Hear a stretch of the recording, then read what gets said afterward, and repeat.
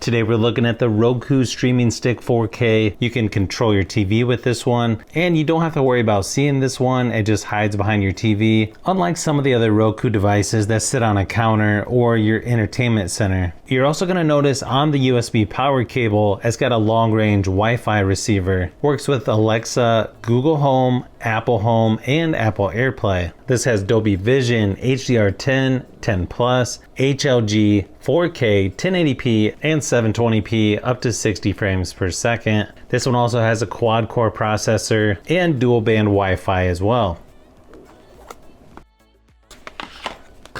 You've got a quick start guide, safety and warranty information. They also throw in some Roku stickers. This one also comes with a USB wall adapter.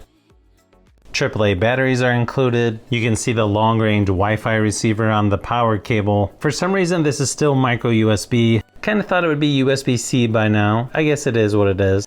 Pretty standard stuff here for the remote control. You got your 4 shortcuts down here at the bottom: Netflix, Disney Plus, Apple TV Plus, and Paramount Plus. OK button, directional arrows there in the middle, home and back button, voice search button there in the middle, and your option button next to that. You've also got volume and mute control there on the side.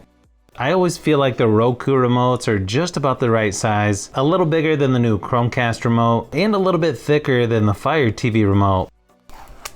Here's what the HDMI stick looks like. Definitely feels smaller than our Fire TV sticks, and you shouldn't have any problems with this one blocking anything else. Sometimes with the Fire TV sticks, they're a little bit wider and kind of get in the way if you have other stuff plugged in. You get your micro USB port on one side, reset button on the other, and then indicator light next to the Roku logo there as well. Now when setting up, the first thing you'll need to do is pair the remote control by using the button on the back. And then after choosing your language, wireless is 2.4 and 5 gigahertz, so that's good to see.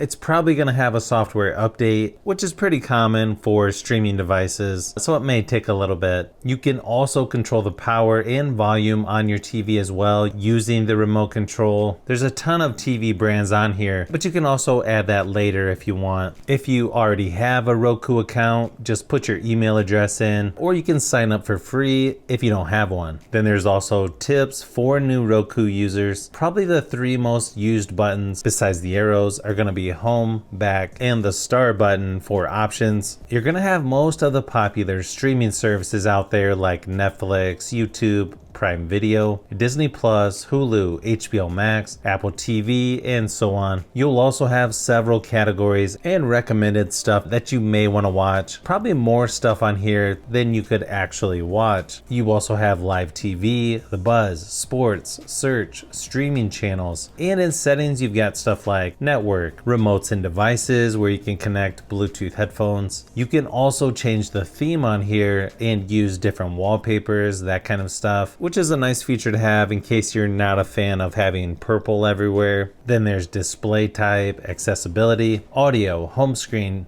Apple AirPlay and HomeKit. You can also do screen mirroring and software update under system. Overall, I really like the Roku software on here. It's going to be personal preference on whether you'd like this versus some of the others out there. You can even connect your iPad or iPhone to this pretty easily to do presentations, share something that's on your screen, or even to play mobile games. And surprisingly, doesn't seem to have that much lag, at least in my testing. But one thing I probably like more on the Roku over some of the others is gonna be the speed or performance. It just feels a little bit snappier moving around the software and how fast things load when it comes to thumbnails or apps loading. And overall, I feel like the Roku Ultra is definitely good value with a lot of features and is probably one of the best streaming devices out there that you can get for the price. Thanks for watching, and I'll see you on the next one.